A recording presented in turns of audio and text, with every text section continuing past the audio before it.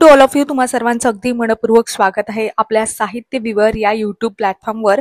तर आपण एमपीएससीने विचारलेले पी बाय क्यू आहे हे त्याचा अनालिसिस घेत आहोत. याआधी बरेचसे पी बाय क्यू आपण कव्हर केलेले आहे. म्हणजे आपली पी बाय क्यू ची एक सिरीजच आहे. त्यामध्ये आपण एमपीएससीने आधी ज्या काही ग्रुप बी आणि ग्रुप सी एक्झाम झालेले आहेत त्यावर आधारित जे प्रश्न आहेत ते प्रश्न घेतलेले आहेत. ग्रुप बी ची एक्झाम असो किंवा ग्रुप सी ची एक्झाम असो, तुम्ही दोन्ही परीक्षामधले पी बाय क्यू नक्की अनालिसिस करा. तर तुम्ही अनालिसिस केल्यानंतर नक्कीच तुमचा एक आवाका आणि प्रश्न सोडवण्याची पद्धत नक्कीच चेंज होईल आणि त्याचा तुम्हाला इतर परीक्षांमध्ये सुद्धा फायदा होईल. तर आजचा आपला महत्वाचा घटक म्हणजे आज आपण बघतोय की आज आपण महाराष्ट्र अराजपत्रित गट ब आणि गट क सेवा आहे पूर्व परीक्षा झाली होती, म्हणजे संयुक्त पूर्व परीक्षा आहे, ही कंबाईन झाली होती 2023 ला. त्यामधील इतिहासाचे प्रश्न अनालिसिस करणार आहोत. तर हे प्रश्न मी तुम्हाला डिटेल पद्धतीने सांगणार आहे. यामध्ये काही ट्रिक्स, लॉजिक आणि सगळ्या गोष्टी, अप्रोच कसा असावा, प्रश्न कसे सोडवावेत, ह्या सगळ्या गोष्टी मी तुम्हाला सांगणार आहे. याआधी सुद्धा आपण बरेचसे लेक्चर घेतलेले आहेत, त्याच्या लिंक आहे त्या तुम्हाला कमेंट बॉक्समध्ये मिळून जातील.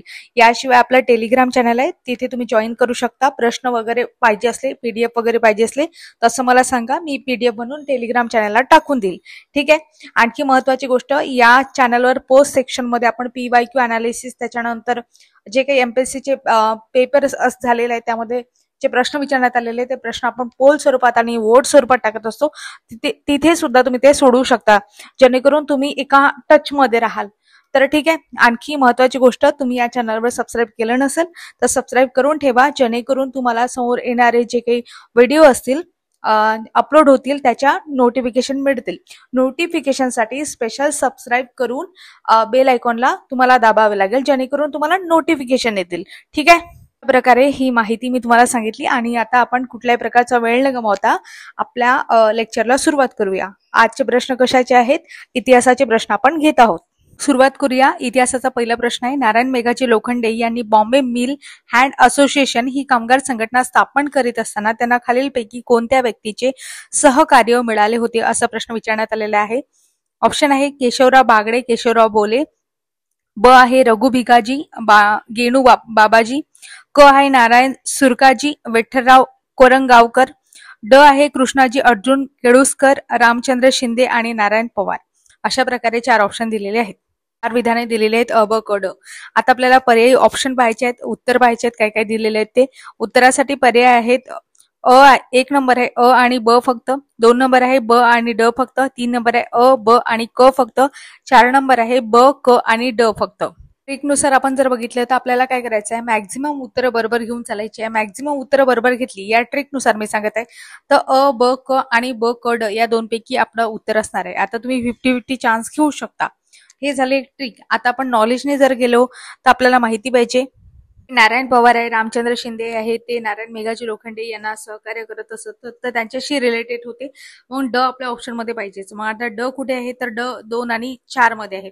आणि जसं मी तुम्हाला सांगितलं की जसं मॅक्झिमम उत्तर बरोबर घेऊन चालायची, तसं आपण 3-3 यामध्ये मॅक्झिमम, जसं अ ब क किंवा ब क ड असं 2 पैकी आहे, मी तुम्हाला पहिले सांगितलं.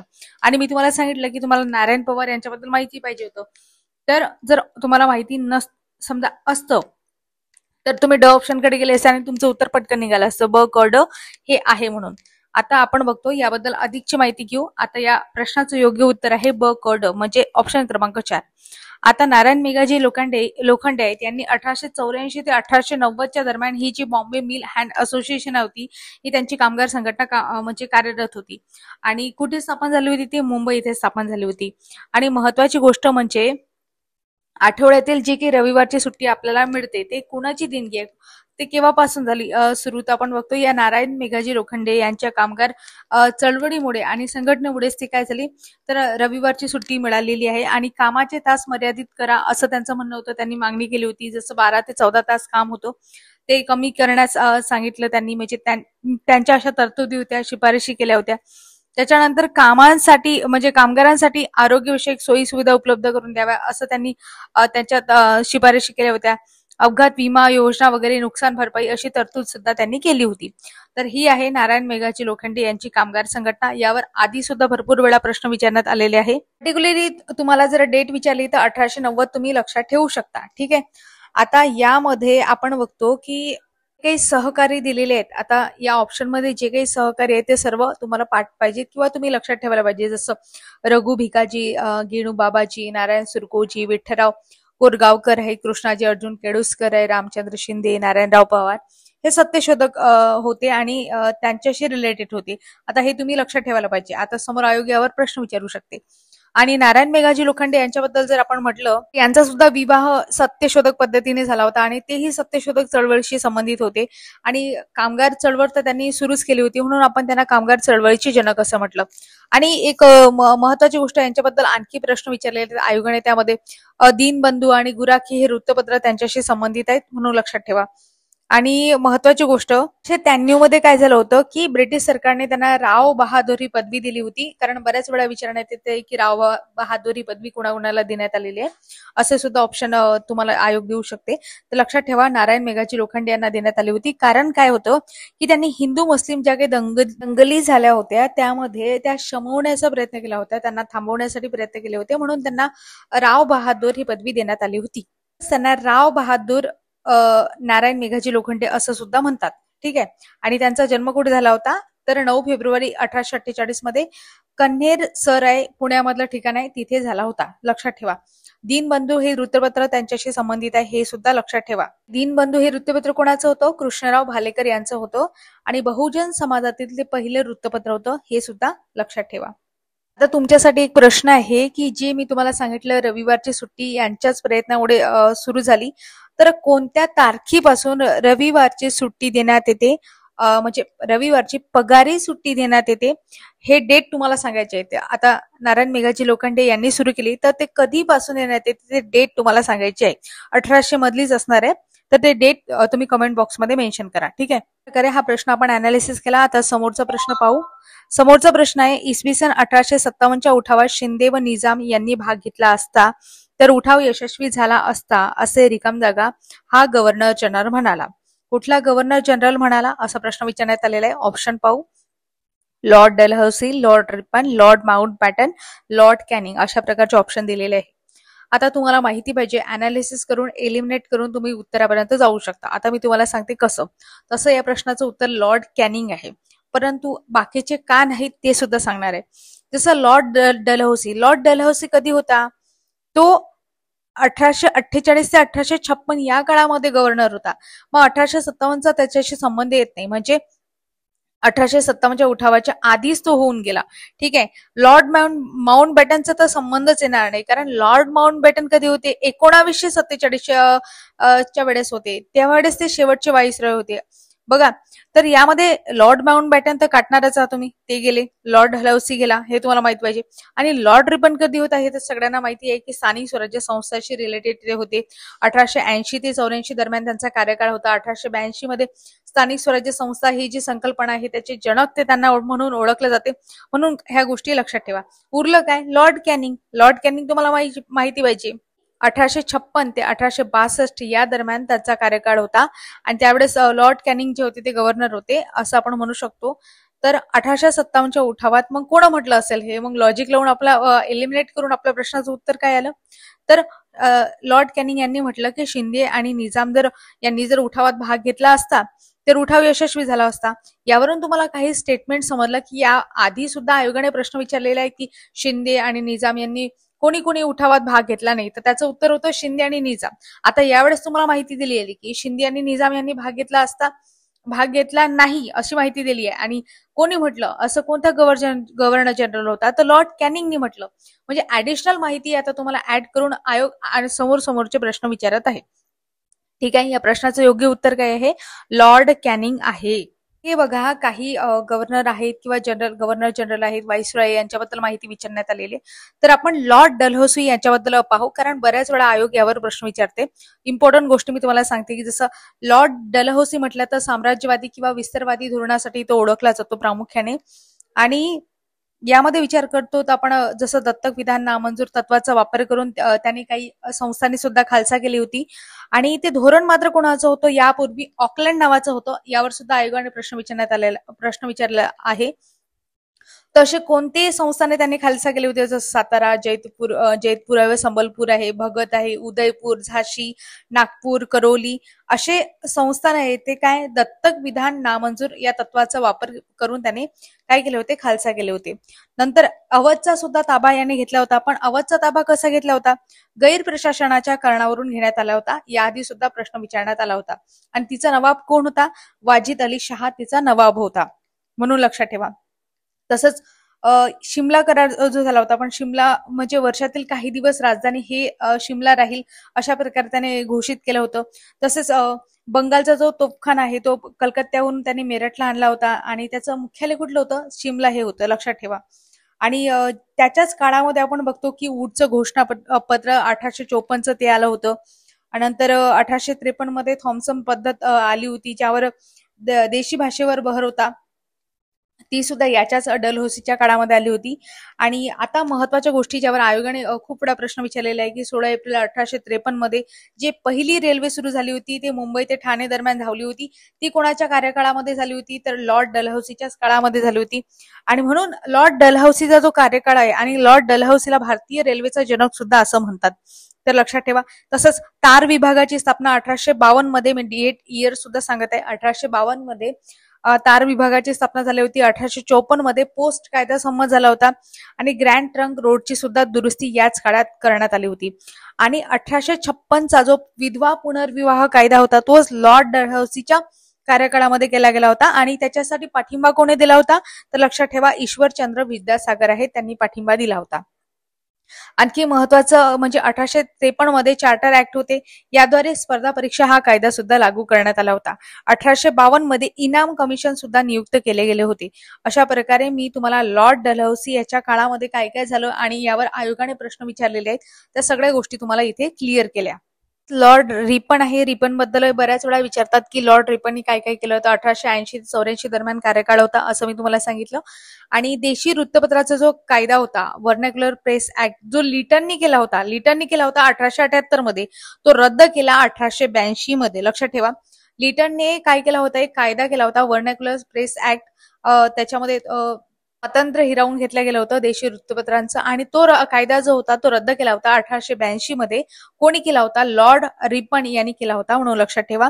आणि इल्बर्ट बिल विवाद आहे तो त्याच्या आपण बघतो की 1883-84 मध्ये हे बिल भारतीय न्यायाधीशास युरोपियन दोषी व्यक्तीवरील फौजदारी खटले चालवण्याशी संमती देणारे होते. आणि या बिलास संपूर्ण इंग्रजी लोकांचा विरोध होता. शेवटी रिपनला राजीनामा देऊन त्यांना मायदेशी परतावे लागले. या बिलाच्या संबंध इल्बर्ट बिल कोणा संबंधित आहे असा प्रश्न विचारतात, तर लक्षात ठेवा ते लॉर्ड रिपन यांच्याशी संबंधित आहे. ठीक आहे. आणि अफगाण युद्ध जे झालं होतं त्याचा शेवट सुद्धा लॉर्ड रिपन याच्या काळात झाला. पहिला फॅक्टरी कायदा 1881 मध्ये तो कोणाच्या काळात करण्यात आला, लॉर्ड रिपन याच्या काळात करण्यात आला. सिव्हिल सर्व्हिस मध्ये जे काही प्रवेश करण्याचं वय आहे जे 19 वरून 21 केलं गेलं होतं, ते कोणाच्या कार्यकाळामध्ये केलं होतं, लॉर्ड रिपनच्या कार्यकाळामध्ये केलं होतं, म्हणून लक्षात ठेवा. आणि फ्लोरेन्स नाइटिंगेलने रिपनला भारताचे उद्गारक म्हटलेले आहे असा सुद्धा एक प्रश्न या आधी आयोगाने विचारलेला आहे. आता हे काही इम्पॉर्टंट पॉइंट्स मी तुम्हाला सांगितले. रिपनचं एक पुस्तक सुद्धा आहे की ज्याच्यामध्ये the duty at the age यात त्यांनी लोकशाहीचे गुण सांगितलेले आहेत, तर लक्षात ठेवा. अशा प्रकारे काही महत्वाच्या गोष्टी आहेत ज्या लॉर्ड रिपन बद्दल आहेत. आणि आपल्याला तर माहिती आहे स्थानिक स्वराज्य संस्थेचे जनक सुद्धा त्यांना म्हटलं जाते, कारण 1882 मध्ये त्यांनी स्थानिक स्वराज्याचे अधिनियम पारित केलं होतं. त्याच्यामुळे म्हणजे अधिनियम पारित केला होता, त्याच्यामुळेच त्यांना स्थानिक स्वराज्य संस्थेचे जनक 1882 मध्ये, लक्षात ठेवा इयर सांगितलं 1882, तर म्हणूनच त्यांना स्थानिक स्वराज्य संस्थेचे जनक म्हणून आपण म्हणतो किंवा ओळखतो. आणखी आता 1882 संबंधित एक प्रश्न विचारला जातो. हंटर कमिशन सुद्धा होतं की प्राथमिक आणि माध्यमिक शिक्षणासाठी. आता हंटर कमिशनवर प्रश्न विचारताना आयोग विचारते प्राथमिक आहे, प्राथमिक शिक्षणाशी रिलेटेड आहे का, माध्यमिक शिक्षणाची रिलेटेड आहे किंवा उच्च शिक्षणाशी रिलेटेड आहे, तर लक्षात ठेवा हंटर कमिशन प्राथमिक आणि माध्यमिक शिक्षणासाठी रिलेटेड आहे. त्या काळात कोणी साक्ष दिली होती त्याच्यासाठी, तर महात्मा फुले आणि पंडिता रमाबाई या दोघांनी प्रामुख्याने तिथे साक्ष दिली होती हंटर कमिशन पुढे. आणि ते कोणाच्या कार्यकाळात झालं, तर रिपनच्या कार्यकाळात झालं. मी तुम्हाला ऍडिशनल गोष्टी का सांगितल्या, कारण या सगळ्या गोष्टी सांगितल्या यावर आयोगाने आधी प्रश्न विचारलेले आहेत. तर एकाच व्हिडिओमध्ये तुमची जास्तीत जास्त कमी म्हणजे वेळेमध्ये जास्तीत जास्त रिव्हिजन व्हावी यासाठी हे डिटेल माहिती मी तुम्हाला सांगितली. माउंट बॅटन यांचा सुद्धा उल्लेख आलेला आहे. माउंट बॅटन बद्दल आपण बघितलं 1947 ते 48 दरम्यान त्यांचा कार्यकाळ होता. म्हणजे भारत स्वतंत्र होत असताना ते जे आपण म्हणतो गव्हर्नर जनरल होते ते कोण होते, ते माउंट बॅटन होते. आता हे सर्वांना कॉमन आहे, लक्षातच पाहिजे. स्वतंत्र भारताचे पहिले गव्हर्नर जनरल म्हटलं तर माउंट बॅटन आहेत, हे लक्षात ठेवा. ठीक आहे. आणि स्वतंत्र भारताचे पहिले आणि शेवटचे भारतीय गव्हर्नर जनरल, दोन वेगवेगळे स्टेटमेंट आहेत. स्वतंत्र भारताचे पहिले गव्हर्नर जनरल माउंट बॅटन हे आहेत, लक्षात ठेवा, 47 ते 48 दरम्यान. आणि स्वतंत्र भारताचे पहिले व शेवटचे भारतीय गव्हर्नर जनरल विचारलं तर ते सी राजगोपालाचारी हे होते. त्यांची नेमणूक कधी झाली होती? 5 मार्च 1948. म्हणजे तुम्हाला फरक समजला का? ते माउंट बॅटन आहेत पण ते कसे आहेत? ब्रिटिश आहेत, म्हणून ते सुद्धा गव्हर्नर होते. स्वतंत्र भारताचे पहिलेच होते पण ते कसे होते? ब्रिटिश होते. आणि सी राजगोपालाचारी हे सुद्धा स्वतंत्र भारताचे पहिले होते पण कसे? भारतीय पहिले होते. म्हणून दोन्ही स्टेटमेंट आहेत, वेगवेगळे स्टेटमेंट आहे, म्हणून लक्षात ठेवा. राजगोपालाचारी यांच्याबद्दल आपण बघितलं तर राजाची योजना यावर आयोगाने जोड्या लावामध्ये प्रश्न विचारण्यात आला होता.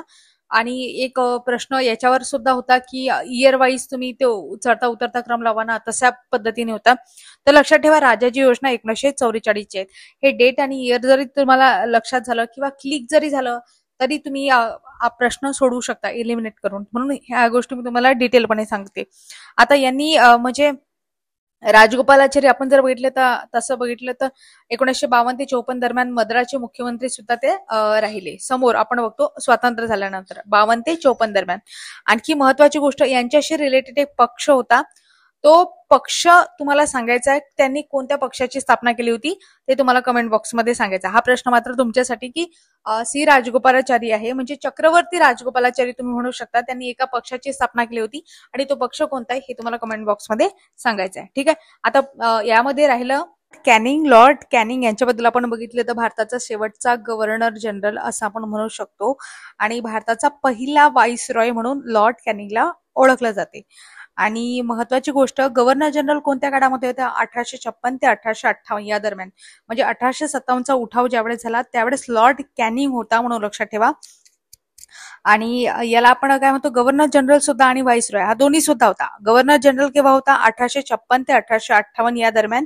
आणि व्हाईसरॉय कधी होता? 1858 ते 1862. कारण 1857च्या उठावानंतर गव्हर्नर जनरलच्या ठिकाणी व्हाईसरॉय हे पद आलं, म्हणून लक्षात ठेवा.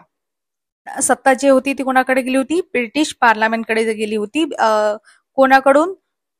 ब्रिटिश ही जी कंपनी होती त्या कंपनीकडून ती ब्रिटिश पार्लमेंटकडे म्हणजे ब्रिटिश राणीकडे ती गेली होती. म्हणून व्हाईसरॉय हे पद तयार करण्यात आलं होतं 1858 ते 1862 दरम्यान. पहिला व्हाईसरॉय आणि जो शेवटचा गव्हर्नर जनरल होता हे दोन्ही पद जे भूषण केले ते कोण होता? तर लॉर्ड कॅनिंग होता, म्हणून लक्षात ठेवा. आणि 1857चा उठाव तर याच्याच काळात घडला. आणि जी 1858ची ईस्ट इंडिया कंपनीची जी सत्ता आहे ती संपुष्टात याच काळात आली. आणि इंडियाज फर्स्ट याच कारणामुळे याला म्हटलं जाते. ठीक आहे. आणि महत्वाची गोष्ट म्हणजे इंडियन काउन्सिल ऍक्ट होता 1861चा, त्याच्याच काळात झाला होता. म्हणजे भारतीयांना कायदे मंडळात मर्यादित प्रतिनिधित्व जे देण्यात आलं होतं तो 1861चा ऍक्ट तो याच्याच कॅनिंगच्याच कार्यकाळात झाला होता.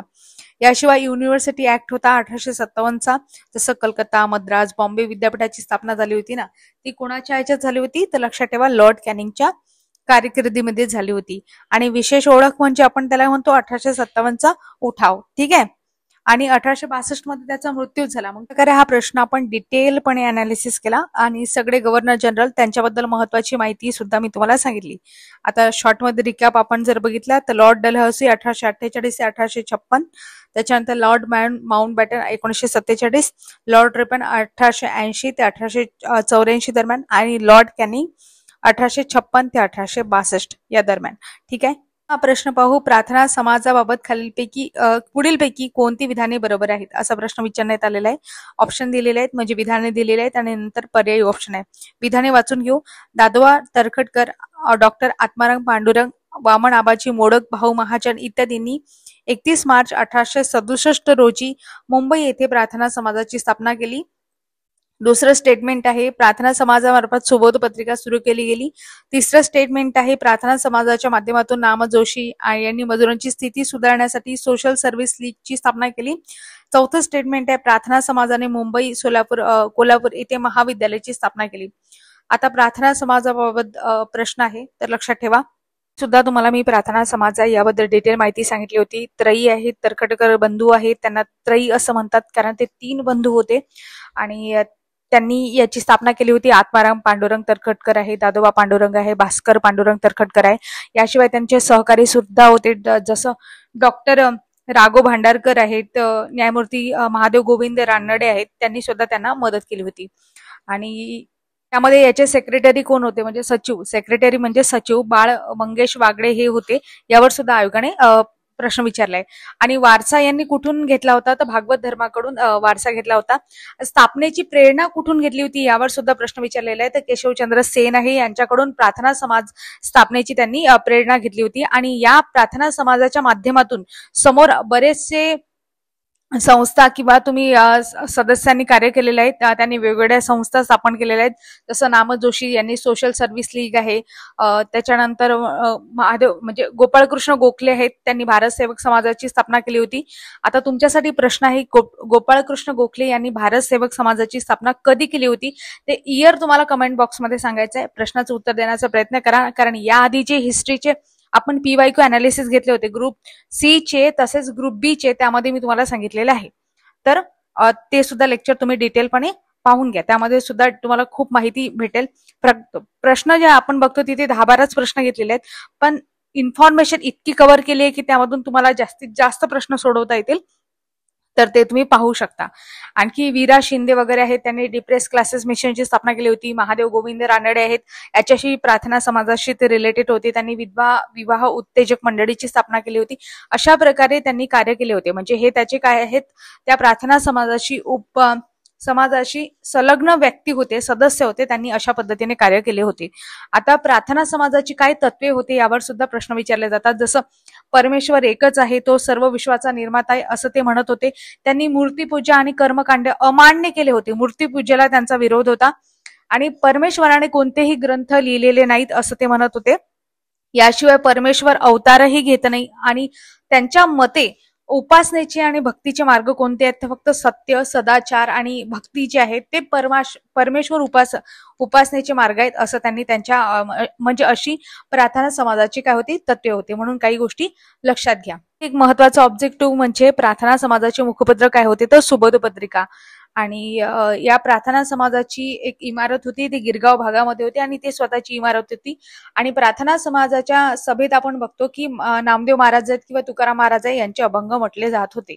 अशा प्रकारे ही ऍडिशनल माहिती. त्याप्रमाणे आपण बघतो की तुम्हाला माहिती असेल की ब्राह्मो समाज आहे तो ख्रिस्ती जयंती म्हणजे ख्रिस्त जयंती साजरा करत असे, तसे प्रार्थना समाज आहे ते तुकाराम बीज साजरी करत असे. ठीक आहे. आणि प्रार्थना समाज आपण बघतो की त्यावर कुठल्या तत्वांचा प्रभाव होता, जसं परमहंस सभा आहे, ब्राह्मो सभा आहे, ख्रिश्चन धर्माचा प्रभाव त्याच्यावर होता. म्हणूनच आपण बघतो की स्थापनेची जी प्रेरणा आहे प्रार्थना समाजाच्या ते कोणाकडून घेतली होती, केशवचंद्र सेन यांच्याकडून घेतली होती, म्हणून लक्षात ठेवा. आणि आर्य महिला समाज आहे पंडिता रमाबाईंचा आपण बघतो, तर ती प्रार्थना समाजाची एक शाखा आहे म्हणून लक्षात ठेवा. प्रकारे ही डिटेल माहिती झाली. आपला प्रश्न समजून घेऊ. प्रश्नामध्ये आपल्याला काय स्टेटमेंट दिलेले आहेत, जसं अ, ब, क, ड असे 4 स्टेटमेंट आहेत. पहिलं स्टेटमेंट बघतो, दादोबा पांडुरंग तरखडकर आहे, आत्माराम पांडुरंग आणि वामन आबाजी मोडक, भाऊ महाजन इत्यादींनी 31 मार्च 1867 रोजी मुंबई येथे प्रार्थना समाजाची स्थापना केली. हे अगदी बरोबर आहे. त्याच्यानंतर प्रार्थना समाजामार्फत सुबोध पत्रिका सुरू केली होती, हे सुद्धा स्टेटमेंट बरोबर आहे. हिंदू समाजामध्ये सुधारणा करण्याचं काम त्यांनी केलं म्हणून हे सुबोध पत्रिका ते म्हणजे सांगितलं की सुबोध पत्रिका आहे ते प्रार्थना समाजाचं मुखपत्रच होतं. तर अशा प्रकारे म्हणजे हे सुद्धा स्टेटमेंट काय आहे तर बरोबर आहे. तिसरं स्टेटमेंट म्हणजे कस सांगते की प्रार्थना समाजाच्या माध्यमातून नाम जोशी यांनी मजुरांची स्थिती सुधारण्यासाठी, कशासाठी, मजुरांची स्थिती सुधारण्यासाठी सोशल सर्व्हिस लीगची स्थापना केली. हे सुद्धा स्टेटमेंट काय आहे तर बरोबर आहे. असे 3 स्टेटमेंट आहेत ते बरोबर आहेत. आणि ऑप्शन जर आपण बघितले तर अ, ब, क असं दिलेलं आहे. वरीलपैकी सर्व असं सुद्धा ऑप्शन दिलेलं नाही. अ, ब, क आहेच आपल्या स्टेटमेंटमध्ये म्हणून अ, ब, क हे योग्य उत्तर होईल. आणि ड स्टेटमेंट का बरं चुकीचं आहे, प्रार्थना समाजाने मुंबई, सोलापूर, कोल्हापूर येथे महाविद्यालयाची स्थापना केली. मी जी तुम्हाला इन्फॉर्मेशन सांगितली त्यामध्ये कुठे होतं का मेन्शन की महाविद्यालयाची स्थापना केली? त्यावेळेस महाविद्यालय तू खूप दूरची गोष्ट आहे. आता लॉजिकली आपल्याला समजायला पाहिजे होतं की विद्यालयाची स्थापना त्यावेळेस कठीण होती, तर महाविद्यालय त्या काळामध्ये सुरू करणं खूप मोठी गोष्ट आहे.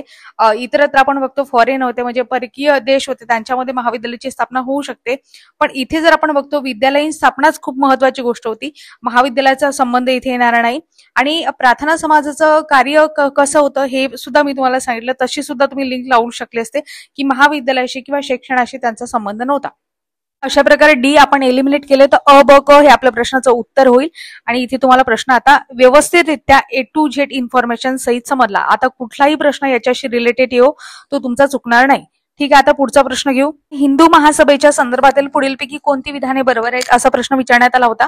अ, ब, क, ड असे 4 स्टेटमेंट आहे, विधाने आहेत आणि नंतर पर्यायी ऑप्शन दिलेले आहेत. आपण बघितलं अ स्टेटमेंट काय सांगते. 9 एप्रिल 1915 रोजी हरिद्वार येथे कासिम बाजाराचे महाजन सर महेंद्रचंद नंदी यांनी हिंदू महासभेची स्थापना केल्याचे घोषित केले आहे. ठीक आहे, तुम्हाला माहिती आहे का? स्टेटमेंट बरोबर घेऊन चालायचं. दुसरं स्टेटमेंट आहे हिंदू महासभेचे अध्यक्ष बाशी मुंजे होते. हे सुद्धा स्टेटमेंट बरोबर घेऊन चालायचं. बाशी मुंजे पुढे सांगितले, एक्सप्लेन केलेले आहे. म्हणजे डॉक्टर हेगडेवार, डॉक्टर परांजपे यांनी नागपूरला 11 नोव्हेंबर 1923 रोजी हिंदू महासभेची शाखा सुरू केली. आणि ड स्टेटमेंट आहे, विधान आहे 28, 29, 30 डिसेंबर 1938 मध्ये हिंदू महासभेचे भव्य अधिवेशन पुणे येथे पार पडले. अशा प्रकारे 4 स्टेटमेंट दिलेले आहे अ, ब, क, ड आणि पर्यायी ऑप्शन दिलेले आहेत. ऑप्शन मध्ये आपण बघतो अ, ब, क फक्त, दुसरं सांगते ब, क, ड फक्त, तिसरं सांगते अ, क, ड फक्त आणि चौथा आहे वरीलपैकी सर्व बरोबर. तर आता यामध्ये जर आपण उत्तर बघितलं तर या प्रश्नाचं योग्य उत्तर आहे अ, ब, क फक्त.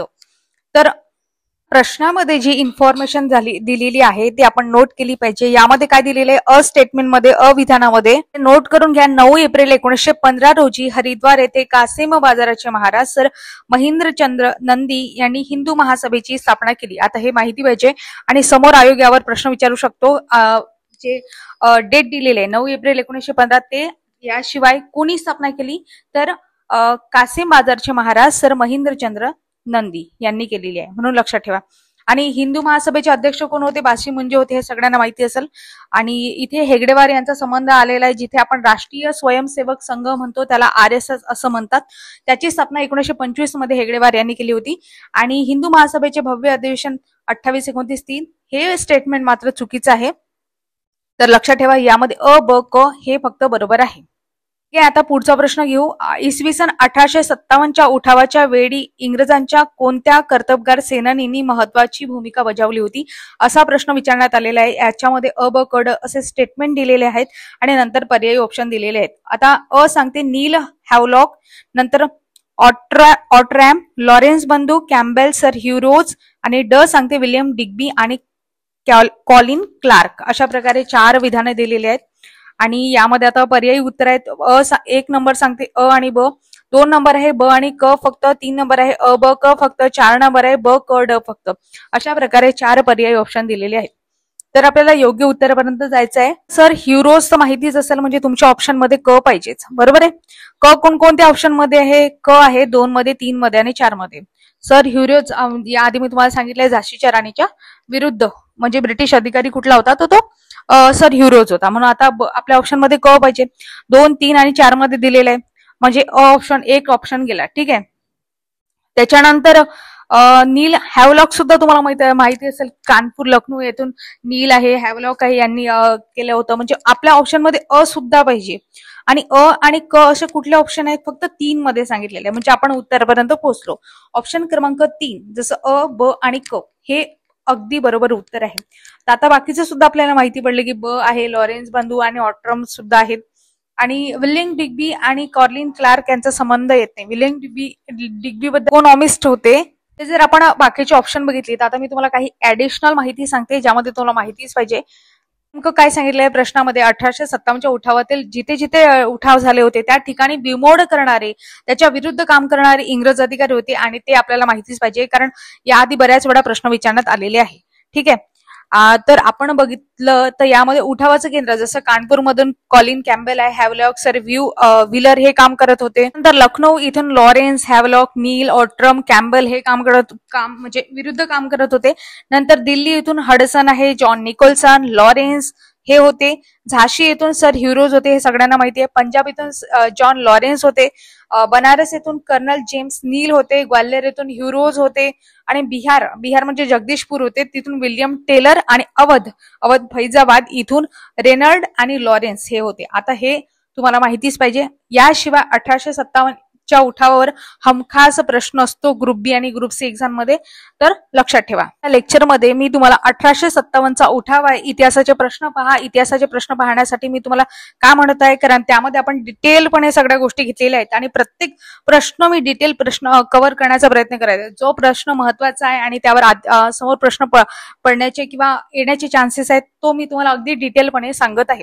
म्हणून प्रत्येक गोष्ट बारकाईने ऐका, नोट करा आणि सराव करा. ठीक आहे. तुमच्यासाठी एक प्रश्न आहे की 1857च्या उठावात जसं मी तुम्हाला विरुद्ध लोक सांगितले की जे काही उठाव करणारे होते त्यांच्या विरुद्ध इंग्रज अधिकारी होते, पण आपल्या भारतातील म्हणजे त्यावेळेस भारतच म्हणू आपण आता, तेव्हा असं काही नाव नव्हतं.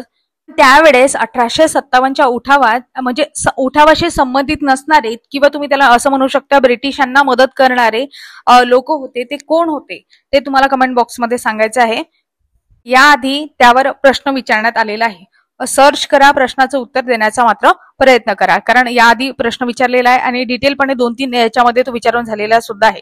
तर लक्षात ठेवा आणि प्रश्नाचं उत्तर नक्की द्या. आता पुढचा प्रश्न पाहू. इसवी सन 1875 मध्ये शेतकऱ्यांचे उठाव कोणत्या भागामध्ये झाले होते? शेतकऱ्यांच्या उठावाशी संबंधित आहे. तर यामध्ये अ ब क ड हाच पॅटर्न आहे जसा आधीपासून आपण बघत आलो या पेपरमध्ये की 4 स्टेटमेंट आहे आणि नंतर पर्यायी ऑप्शन आहे. जसं आता यामध्ये 4 स्टेटमेंट मध्ये आपण बघितलं तर भीमडी सांगते भीमडी, शिरूर, पारनेर, नगर. ब आहे इंदापूर, हवेली, बागलान, सातारा. क आहे तासगाव, शिराळा, जत आणि मलकापूर. ड आहे श्रीगोंदा, कर्जत, सोलापूर आणि रत्नागिरी. आता अशा प्रकारे ऑप्शन दिलेले आहेत. आता तुम्ही एलिमिनेशननी जाऊ शकता, ते मी तुम्हाला सांगते कसं जायचं म्हणून. आता पर्याय ऑप्शन आहेत. 1 नंबर आहे अ आणि ब फक्त.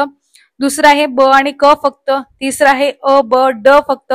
चौथा आहे क आणि ड फक्त. अशा प्रकारे ऑप्शन दिलेले आहेत.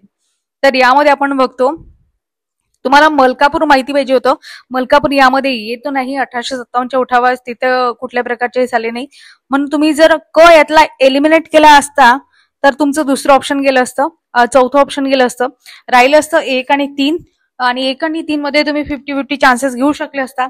आणि मी जसं तुम्हाला सांगितलं जास्तीत जास्त उत्तरे बरोबर घेऊन चालायची, यावरून अधिक तुमचा एक क्ल्यू लागला असता आणि तुम्ही उत्तर काय केलं असतं, ऑप्शन क्रमांक 3 दिला असता. म्हणजे अ ब आणि ड अशा प्रकारे तुमच्या प्रश्नाचं उत्तर असतं. तर ठीक आहे, या प्रश्नाचं उत्तर आहे अ ब आणि ड म्हणजे ऑप्शन क्रमांक 3. भीमडी, शिरूर, पारनेर, नगर, इंदापूर, हवेली, बागलान, सातारा, श्रीगोंदा, कर्जत, सोलापूर आणि रत्नागिरी या ठिकाणी 1857 मध्ये शेतकऱ्यांचे उठाव झाले. तर लक्षात ठेवा, समोर सुद्धा आयोग प्रश्न विचारू शकते. 1875 मध्ये विचारलेला आहे. आता मी तुम्हाला काही ऍडिशनल गोष्टी सांगते शेतकरी चळवळीबद्दल, शेतकरी उठावाबद्दल. त्याआधी आयोगाने म्हणजे एमपीएससीने प्रश्न विचारलेले आहेत की शेतकरी जे उठाव झाले होते त्यामध्ये पर्टिक्युलरली एक प्रश्न विचारण्यात आला होता की त्याची डेट विचारण्यात आली होती. दुसरा प्रश्न असा होता की ट्रिकी प्रश्न होता. पुणे सुद्धा ऑप्शन मध्ये होता आणि सुपे सुद्धा होतं, कारण 12 मे 1875 रोजी शेतकऱ्यांचा पहिला उठाव झाला शेतकऱ्यांचा, आणि तो पुणे जिल्ह्यामध्ये सुपे या ठिकाणी झाला. तर ऑप्शन मध्ये आयोगाने सुपे आणि पुणे असं दोन्ही सुद्धा दिलं होतं. त्यावेळेस तुमच्याकडून अपेक्षित होतं की त्याचं उत्तर सुपे तुम्ही द्या, कारण पर्टिक्युलरली एक ठिकाण दिलं होतं आणि ते पुण्यामधलं होतं. पण पुणे, बऱ्याच विद्यार्थ्यांनी पुणे ऑप्शन दिलं आणि तो प्रश्न मग नंतर हॅशटॅग झाला होता काय माहिती, पण तो प्रश्न, त्या प्रश्नाचं योग्य उत्तर आपण बघतो सुपे हे होतं. तर लक्षात ठेवा, 12 मे 1875 रोजी सुपे या ठिकाणी, पुण्यामधला हे ठिकाण आहे, तिथे शेतकऱ्यांचा पहिला उठाव झाला होता. यामध्ये कोणावर हल्ले करण्यात आले होते? मारवाडी होते, गुजर सावकार होते, त्यांच्यावर हल्ले करण्यात आले होते. कारण काय होतं की 1874ला सरकारने सारा कमी करूनही त्याची अंमलबजावणी झाली नव्हती. म्हणजे त्यावेळेस ब्रिटिश सरकारने केलं होतं की सारा कमी केला होता शेतकऱ्यांचा, परंतु जे मारवाडी होते, गुजर होते, त्यांनी त्याची अंमलबजावणी केली नाही. म्हणून काय झालं होतं, पुणे आहे, सोलापूर, सातारा या भागामध्ये सरकार विरुद्ध शेतकऱ्यांनी बंड केलं होतं आणि उठावाचा जो प्रसार होता तो कुठून झाला होता यावर सुद्धा प्रश्न पडलेला आहे. 74ला पुण्याच्या शिरूर तालुक्यातून कर्धे हे गाव होतं. या गावापासून लोकांनी सारा भरण्यास नकार दिला होता. कुठलं गाव? 1874 मध्ये, डेट लक्षात ठेवा, पुण्याच्या शिरूर तालुक्यातील कर्धे या गावापासून. कर्धे यावर आधी प्रश्न विचारण्यात आलेला आहे. आणि नगरमध्ये म्हणजे अहमदनगरमध्ये सावकारांच्या घरावर हल्ले करण्यात आले होते. शिवाय महत्वाची गोष्ट म्हणजे 15 जून 1875ला शेवटचा उठाव भीमथडीमधील मुधाडी या गावात झाला होता. पहिला कुठून सांगितलं तुम्हाला? शिरूर तालुक्यातून कर्धे या गावापासून. आणि शेवटचा मुधाडी म्हणजे भीमथडीमधील मुधाडी या गावात झाला होता. आणि महत्वाची गोष्ट की शोषित एक स्टेटमेंट म्हणण्यात आलं होतं की कोण म्हटलं होतं, त्याच्यावर सुद्धा आयोगाने प्रश्न विचारला होता. रणजित गुहा यांनी म्हटलं होतं शेतकऱ्यांनी शोषित वर्गासाठी केलेले हे बंड आहे, अशा प्रकारचं ते स्टेटमेंट होतं. ते कोणी म्हटलं होतं? तर रणजित गुहा यांनी म्हटलं होतं. आणखी महत्वाची गोष्ट की दक्षिण येथील शेतकऱ्यांच्या असंतोषाचे कारण शोधण्यासाठी डेक्कन ड्रॉइट कमिशन सुद्धा नेमलं होतं. यावर उपाय म्हणून 1879ला कधी 1879ला दी डेक्कन ऍग्रिकल्चर रिलीफ ऍक्ट संमत केला गेला होता. त्यानुसार शेतकऱ्यांना तगाईची सोय असावी, शेतकऱ्यांसाठी बँका सुरू व्हाव्यात, त्याच्यानंतर कर्जबाजारीचे काही शेतकरी आहेत त्यांच्या जमिनीच्या सावकारांकडे गेलेल्या होत्या त्या सहजासहजी हस्तांतरित होऊ नयेत यासाठी काही रूल कायदे बनवण्यात आले. एखाद्या शेतकऱ्याला कर्ज न फेडता आल्यास अटक करणे किंवा तुरुंगात टाकणे बंद करण्यात आले. अशा प्रकारे 1879ला डेक्कन ऍग्रिकल्चर रिलीफ ऍक्ट संमत केला होता. ठीक आहे. अशा प्रकारे मी शेतकऱ्यांचा उठाव याबद्दल तुम्हाला डिटेल माहिती सांगितली आणि याआधी प्रश्न विचारलेला आहे त्याबद्दल सुद्धा सांगितलं. आता तुमचा कुठलाही प्रश्न म्हणजे तुम्ही एलिमिनेशननी सोडवू शकता. ठीक आहे. आता पुढचा प्रश्न पाहू. प्रश्न आहे, क्रांतिकारक सेनापती बापट यांनी खालीलपैकी कोणत्या चळवळी किंवा आंदोलनामध्ये भाग घेतला होता? सेनापती बापट यांच्यावर प्रश्न आहे. ऑप्शन आहेत. अ आहे गोवा मुक्ती संग्राम, ब आहे हैदराबाद मुक्ती संग्राम, क आहे संयुक्त महाराष्ट्र चळवळ, ड आहे महाराष्ट्र मैसूर सीमा आंदोलन. आता तुम्हाला नक्की ज्या ज्या गोष्टी माहिती असतील त्या तुम्ही फिक्स ठेवा, ऑप्शन मध्ये त्या आल्याच पाहिजे. आता आपल्याला माहिती आहे गोवा मुक्ती संग्रामामध्ये पोर्तुगीजा विरुद्ध त्यांनी लढा दिला होता, म्हणजे त्याविरुद्ध त्यांचं नेतृत्व होतं सेनापती बापट यांचं. तर ते सुद्धा ऑप्शन मध्ये आलं पाहिजे, म्हणजे अ तर आपल्या ऑप्शन मध्ये पाहिजेत. असे कोणते ऑप्शन आहे? 1, 2 आणि 4, म्हणजे बघ आपलं गेलं. नंतर आपण बघतो हैदराबाद मुक्ती संग्रामामध्ये निजाम शहा विरुद्ध त्यांची थोडी चळवळ आपल्याला पाहायला मिळते. संयुक्त महाराष्ट्र असायलाच पाहिजे. क तर आपल्या ऑप्शन मध्ये असायलाच पाहिजे, तुम्हाला काही माहिती असो किंवा नसो. तर क ऑप्शन मध्ये कोणकोणते आहे? जर आपण बघितलं 2, 4 आणि 3 मध्ये आहे. आणि गोवा मुक्ती संग्राम तर आपण एलिमिनेट केलं, जसं त्याच्यामध्ये अ तर आपल्याला म्हणजे एलिमिनेट नाही, सॉरी, ते तर आपल्या प्रश्नामध्ये असं. या प्रश्नाचं योग्य उत्तर आहे वरील पैकी सर्व. कारण गोवा मुक्ती संग्राम असो, पोर्तुगीजा विरुद्ध तिथे नेतृत्व केलं होतं. हैदराबाद मुक्ती संग्राम आहे निजाम शहा विरुद्ध, तिथे सुद्धा सेनापती बापट यांनी नेतृत्व केलं होतं. संयुक्त महाराष्ट्र चळवळ आहे त्यामध्ये तर ते अग्रणी होते, म्हणजे अग्रणी म्हणजे त्यांचा पुढाकार जे होते तेच नेते होते असं आपण म्हणू शकतो. आणि महाराष्ट्र मैसूर सीमा आंदोलन आहे, जसं आता बेळगाव मैसूर सीमा आंदोलन तुम्ही म्हणू शकता, तर त्यामध्ये सुद्धा ते त्यांचा पुढाकार होता. अशा प्रकारे चारही ऑप्शन कसे आहेत? बरोबर आहेत. आता पुढचा प्रश्न पाहू. इसवी सन 1919 मध्ये ब्रिटिश सरकारने घटनात्मक सुधारणा दिल्या, कारण हाच पॅटर्न आहे बघा. प्रत्येक याच्यामध्ये तुम्हाला एकच पॅटर्न फॉलो होताना दिसतोय. 2023च्या पेपरमध्ये म्हणजे गट ब आणि गट क संयुक्त पूर्व परीक्षा यामध्ये 4 स्टेटमेंट आणि नंतर पर्यायी ऑप्शन, हाच पॅटर्न त्यांनी फॉलो केलेला आहे. म्हणजे विद्यार्थ्यांचा जास्तीत जास्त वेळ जावा असा त्यांचा उद्देश होता आणि 1 तासाचा पेपर होता. तर बघा यामध्ये आपण बघतो की या पॅटर्न मध्ये आपल्याला समजते की जसं विधाने तुम्हाला सांगितलेले. आता विधाने पाहू काय काय दिलेलं आहे. प्रश्न तुम्हाला समजला. इसवी सन 1919 मध्ये ब्रिटिश सरकारने घटनात्मक सुधारणा दिल्या, कारण काय कारण होतं त्यांचं? तर 4 स्टेटमेंट आहे. यामधलं अ सांगते क्रांतिकारकांच्या चळवळीमधून भारतीयांच्यात असंतोष वाढला.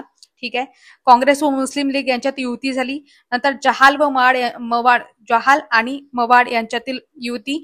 आणि ड आहे पहिल्या महायुद्धाने निर्माण केलेली राजकीय परिस्थिती. अशा प्रकारे 4 ऑप्शन दिलेले आहेत.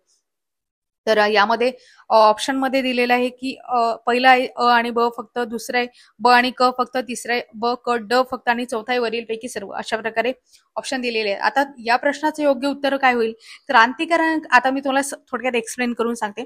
बघा, क्रांतिकारकांच्या चळवळीमधून भारतीयांच्यात असंतोष वाढला. पॉझिटिव्ह स्टेटमेंट आहे, खरंच आहे ना.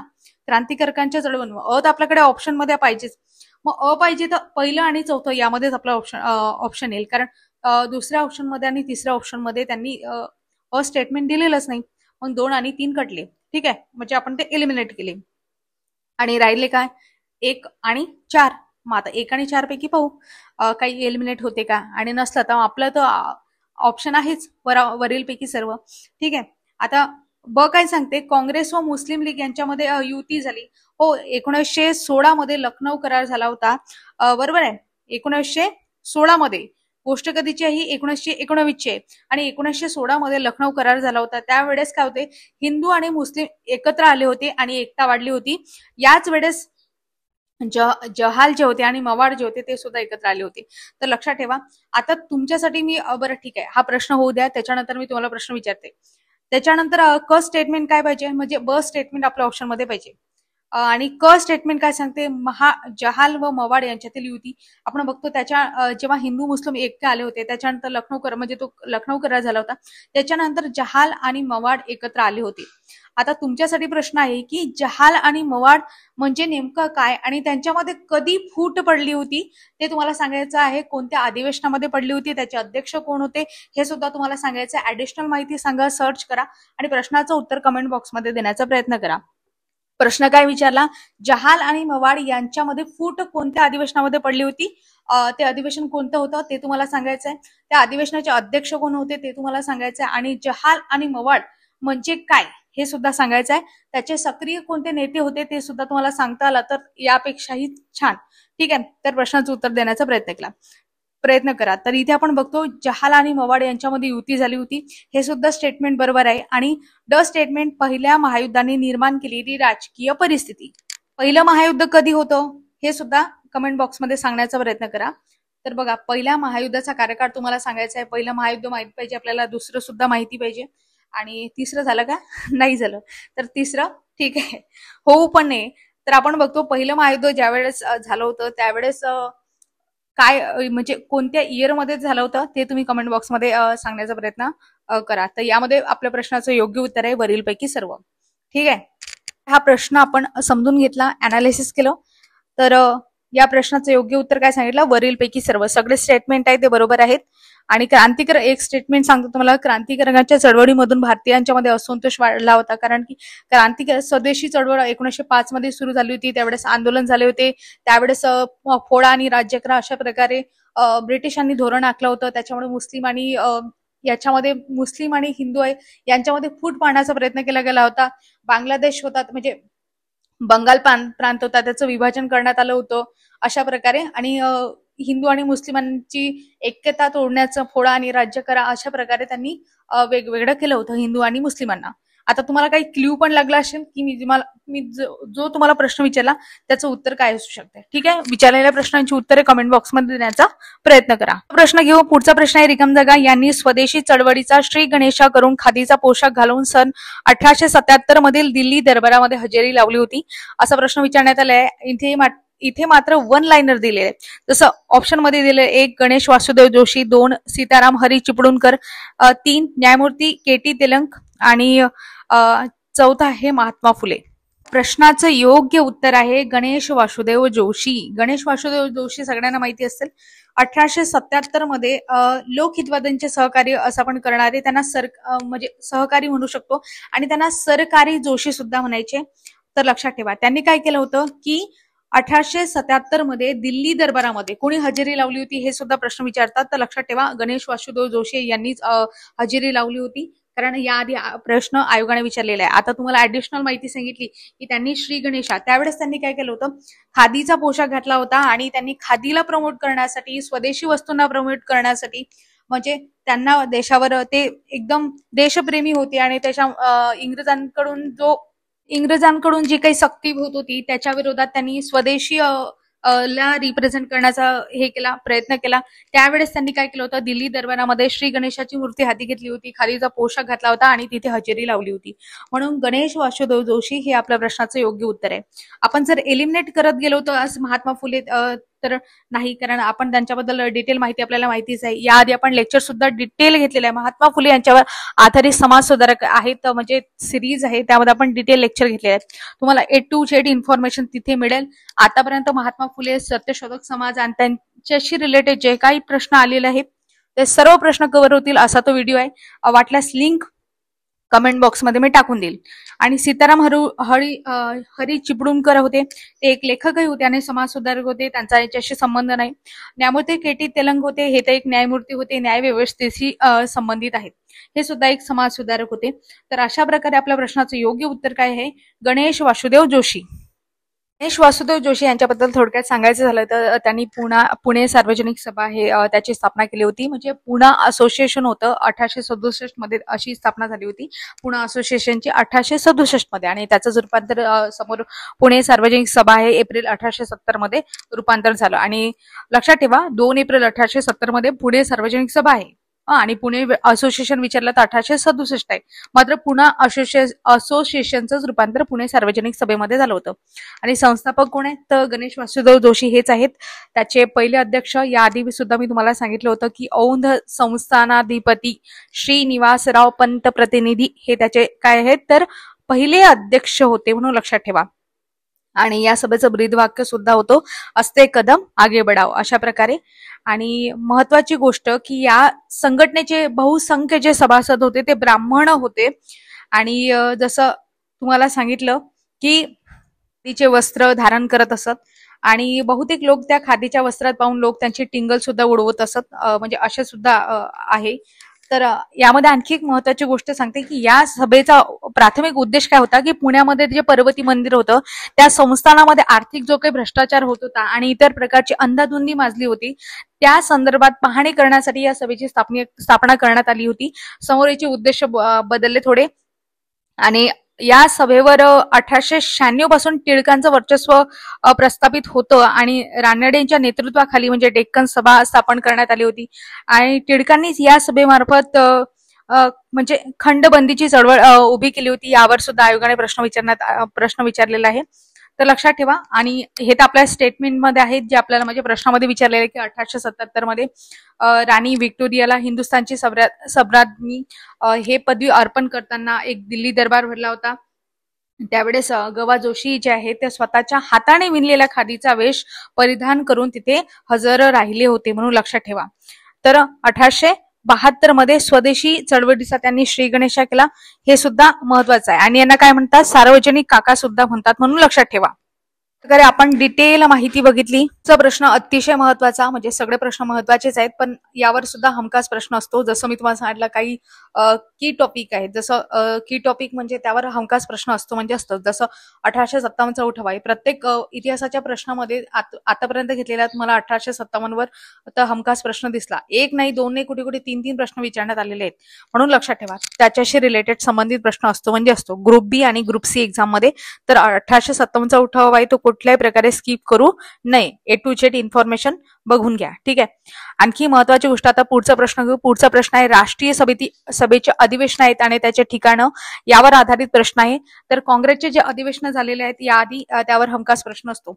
तर आता मी त्या प्रश्नाचं आपण अनालिसिस करू आणि उत्तर पाहू आणि नंतर मी तुम्हाला डिटेल इन्फॉर्मेशन सांगते. मध्ये आपण बघतो अ ब क ड असे स्टेटमेंट दिलेले आहे एका स्तंभाकडे आणि दुसरीकडे त्याचे अध्यक्ष दिलेले आहेत. तर 1889 साली 5वं अधिवेशन मुंबई इथे भरलं होतं असं त्यांनी सांगितलं. इन्फॉर्मेशन सहित दिलेलं आहे, आता कुठलं अधिवेशन कोणत्या ठिकाणी आणि त्याचे अध्यक्ष विचारलेले आहेत. 1891 मध्ये 7वं अधिवेशन नागपूरला, 1895 मध्ये 11वं अधिवेशन पुण्याला, 1897 मध्ये 13वं अधिवेशन अमरावतीला, अशा प्रकारचे ऑप्शन म्हणजे स्टेटमेंट दिलेले आहेत. आणि एकीकडे अध्यक्ष आनंद चार्लू, शंकरन नायर, विल्यम वेडनबर्न आणि सुरेंद्रनाथ बॅनर्जी अशा प्रकारचे ऑप्शन दिलेले आहेत. तर आपल्याला उत्तर काढायचं आहे. यामध्ये 1, 2, 3, 4 अशा प्रकारचे ऑप्शन आहेत. तर आता पहिलं जे यामध्ये दिलेलं आहे 1889 मध्ये 5वं अधिवेशन दिलेलं आहे मुंबईमध्ये, ते झालं होतं. त्याचे अध्यक्ष कोण होते तर सगळ्यांना माहिती पाहिजे, विल्यम वेडनबर्न होते. ते ब्रिटिश नेते होते आणि तेच त्याचे अध्यक्ष होते. आता इथे आयोगाने तुम्हाला 1, 2, 3, 4 असे ऑप्शन म्हणजे असे अधिवेशन विचारलेले आहे काय, कारण 1, 2, 3, 4 जे म्हणजे 4 अधिवेशन झाले होते पहिले, त्यावर आयोगाने खूप वेळा प्रश्न विचारून झालेले आहेत. आता आयोग त्याच्या समोर गेला 5वं, 7वं, 11वं, 13वं अशा अधिवेशने तुम्हाला विचारले. आणि हे सुद्धा काय विचारले, कारण याच्यामध्ये काहीतरी अध्यक्ष आहेत, ते अध्यक्ष युनिक आहे. युनिक म्हणजे त्यांची काहीतरी वेगळी आपण बघतो. आता विल्यम वेडरबर्न आहेत, ते ब्रिटिश नेते होते. 7वं अधिवेशन नागपूरला भरलं होतं, त्याचे आनंद चार्लू होते. आणि आनंद चार्लू यांच्यावर काय प्रश्न विचारला असेल, कारण ते दक्षिण भारतातले पहिले अध्यक्ष होते. ठीक आहे. 1895ला 11वं अधिवेशन झालं होतं, ते पुण्यामध्ये झालं होतं. त्यावेळेस सुरेंद्रनाथ बॅनर्जी त्याचे अध्यक्ष होते. 1897ला जे अधिवेशन झालं होतं, 13वं अधिवेशन, ते अमरावतीला झालं होतं आणि शंकरन नायर त्याचे अध्यक्ष होते. आणि अशा प्रकारे आपण बघतो यांची आयडेंटिटी आहे, कारण ते एक प्रमुख नेते होते, म्हणून यांनाच आयोगाने विचारलेला असेल. तर यामध्ये आपल्या प्रश्नाचं योग्य उत्तर आहे 3142. म्हणजे पहिलं 1889 आहे, त्याचं उत्तर आहे विल्यम वेडरबर्न. म्हणजे 3 पाहिजे आणि असं एकाच ऑप्शन मध्ये तसंही तुमचं उत्तर निघालं असतं. एवढा वेळ पण लागला नसता, कारण एका तासाचा पेपर आहे, 100 प्रश्न सोडवायचे आणि फास्ट मध्ये तुम्हाला सोडवायचे आहे, म्हणजे सेकंदामध्ये तुम्हाला उत्तर काढायचंय. तर अशा वेळेस तुम्ही 5वं अधिवेशन तरी तुम्हाला माहिती असतं की विल्यम वेडरबर्न त्याचे अध्यक्ष आहे, तुम्ही पटापट आपल्या प्रश्नाचं उत्तर दिलं असतं. तर आपण आता या अधिवेशनाबद्दल डिटेल माहिती पाहू.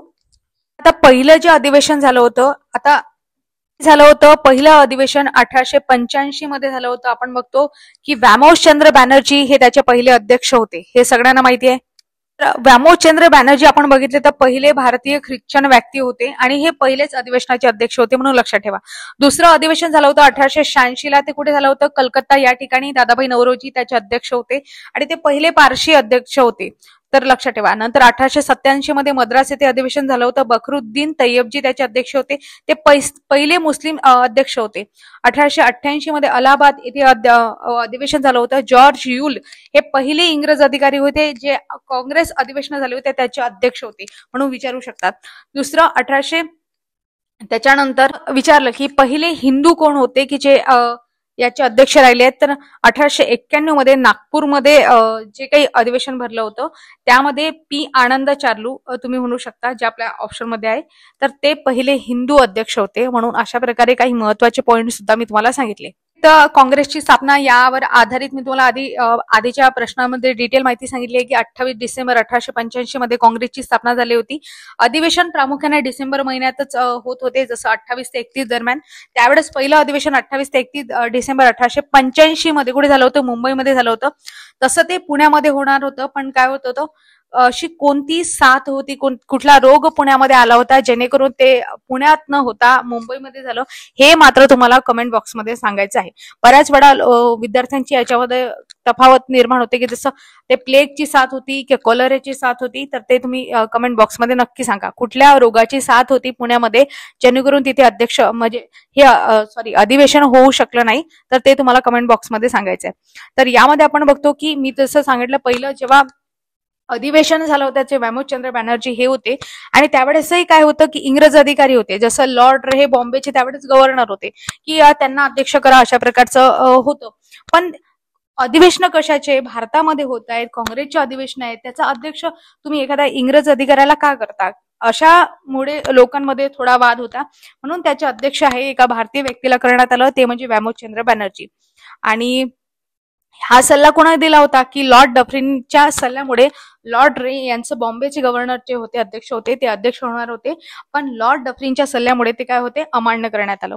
ठीक आहे. आणि त्याचं ठिकाण कोणतं होतं, गोकुळदास तेजपाल संस्कृत पाठशाला होती मुंबईमध्ये, तिथं हे अधिवेशन भरलं होतं. आणि सचिव कोण होते, ॲलन ह्यूम होते, म्हणून लक्षात ठेवा ते त्याचे संस्थापकही होते आणि सचिव सुद्धा होते.